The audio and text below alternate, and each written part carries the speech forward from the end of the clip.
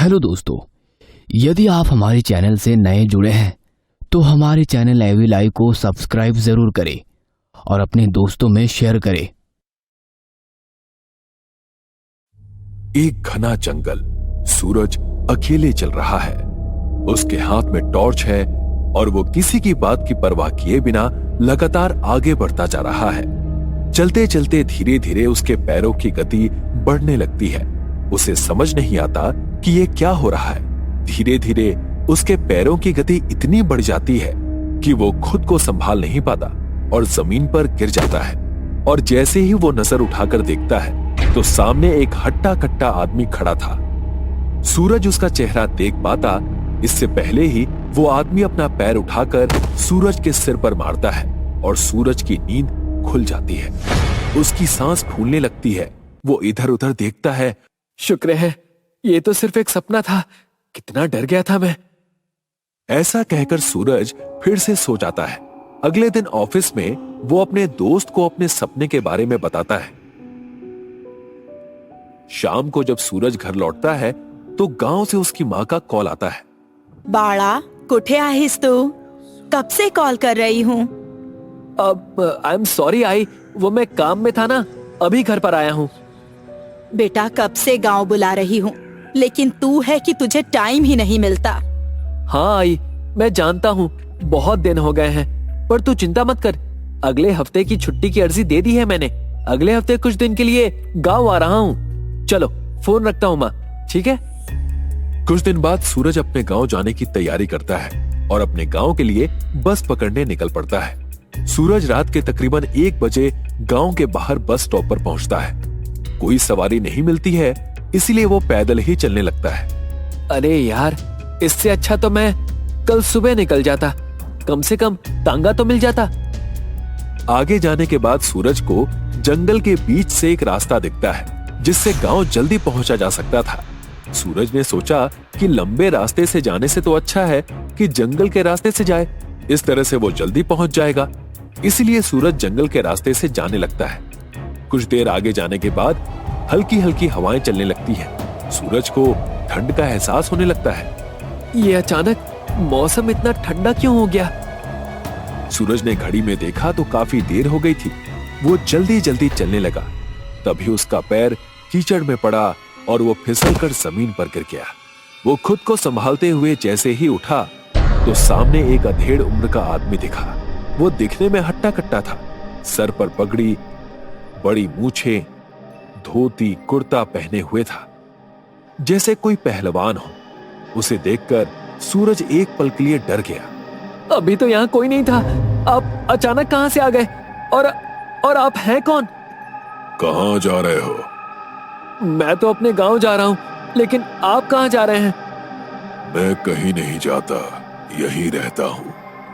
आप यहाँ के वॉचमैन हैं? अब मेरा मतलब चौकीदार हैं क्या? कुश्ती खेलते हो? सामने वाले आदमी ने अचानक से ऐसा सवाल पूछा तो सूरज कंफ्यूज हो गया। उसे समझ नहीं आया कि वो क्या बोले। कुश्ती नहीं, लेकिन मैं एक बॉक्सिंग चैंपियन हूँ। मेरे साथ कुश्ती खेलोगे? अरे नहीं नहीं अंकल, आपकी उम्र क्या, मेरी उम्र क्या। सूरज ने बात को टालते हुए आगे बढ़ना चाहा, लेकिन उस आदमी ने उसे रोक लिया। सूरज के बार बार मना करने पर उस आदमी का बर्ताव बदल गया। उसकी आंखें खून की तरह लाल होने लगी और पूरा बदन काला पड़ने लगा। उसके जिस्म पर घाव के निशान भी दिखने लगे।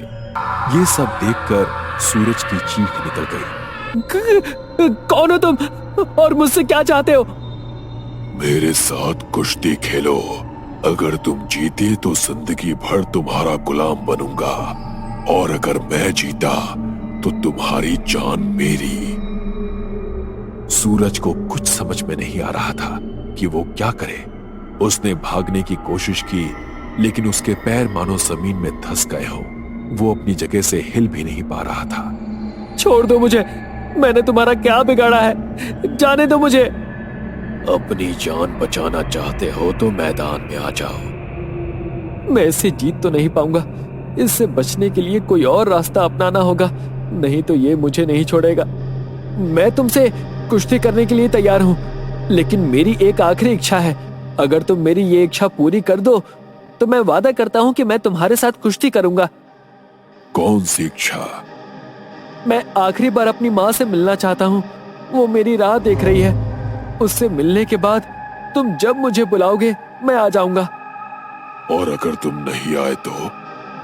मैंने तुमसे वादा किया है, मैं जरूर आऊंगा। ठीक है, लेकिन अगर तुम नहीं आए और अगर अपना वादा तोड़ा तो मैं तुम्हारे साथ तुम्हारे पूरे परिवार को खत्म कर दूंगा।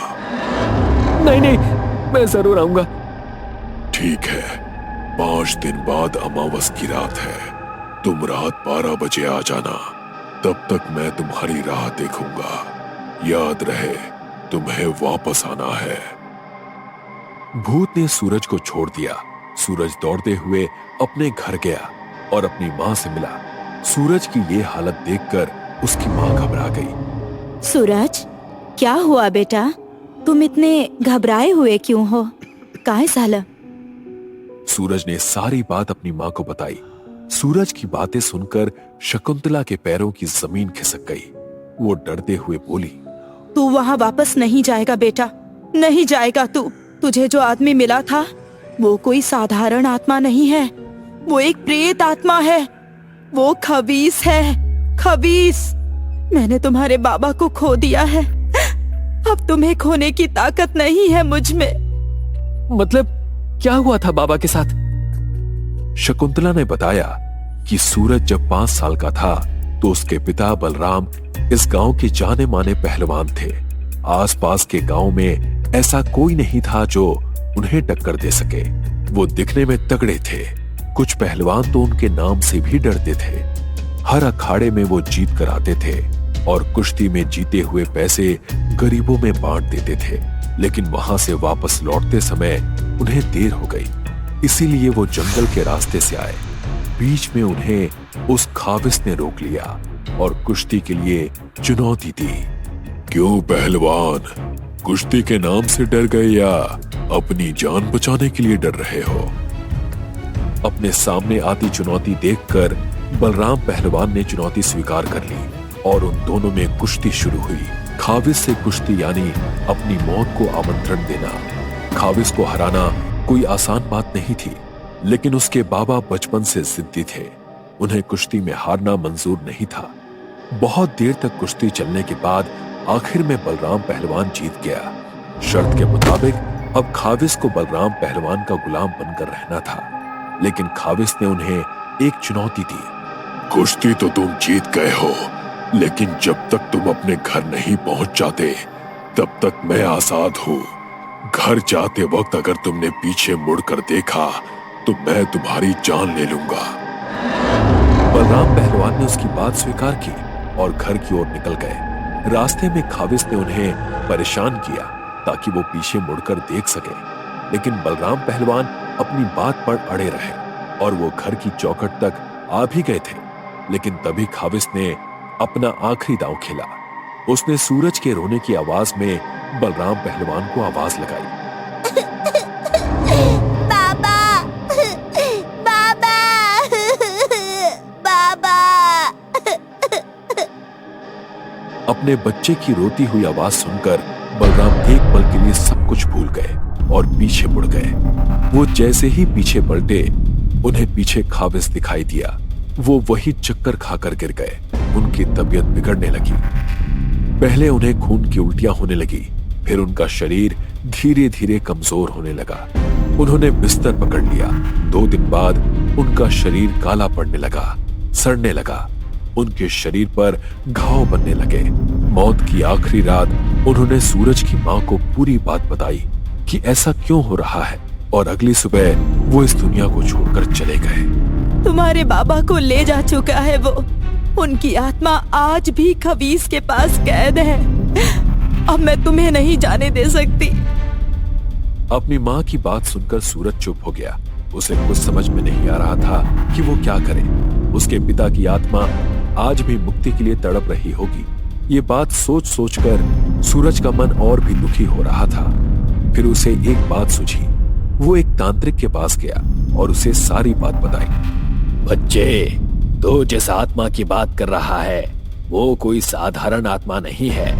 वो एक प्रेत योनि आत्मा है जिसे वश में करना असंभव है। उसे केवल मुक्त किया जा सकता है। तांत्रिक ने सूरज को एक पुरानी किताब दी जिसमें खाविस के बारे में पूरी जानकारी थी। सूरज ने वो किताब पढ़ी और आखिर में अमावस की रात आ गई। अपने वादे के मुताबिक सूरज वहां गया। आखिर तुम आ ही गए, चलो अब कुश्ती करते हैं। ऐसा कहकर खाविस ने अपने शरीर का आकार बढ़ाना शुरू किया। सूरज मन ही मन बहुत डर गया, लेकिन वो जानता था कि उसे क्या करना है। वो जानता था कि 3 बजे के बाद खाविस की शक्तियां कम होने लगती हैं। उसे 3 बजे तक अखाड़े में टिके रहना है। जैसे ही दोनों में कुश्ती शुरू हुई, आसमान में बिजलियां कड़कने लगी। जंगल के जानवर चिल्लाने लगे। सूरज को जीतता देख खाविस की आंखें गुस्से से और भी ज्यादा लाल हो गईं। धीरे धीरे 3 बजने को आ गया। खाविस की शक्तियां कम होने लगी। इसी बात का फायदा उठाकर सूरज ने खाविस को जमीन पर पटक दिया। हारने के बाद खाविस गुस्से से चिल्लाने लगा। उसकी भयानक आवाज से सारा जंगल दहल उठा। सब शांत होने के बाद खाविस ने सूरज से अपनी इच्छा बताने को कहा। मेरी ये इच्छा है कि तुम इस प्रेत योनि से मुक्त हो जाओ और अपनी मुक्ति की ओर प्रस्थान करो। अगले ही पल खाविस का शरीर राख में तब्दील होने लगा और उसके साथ ही वो सारी आत्माएं मुक्त होने लगी जिन्हें खाविस ने बंदी बनाकर रखा था, जिसमें सूरज के पिता की भी आत्मा थी।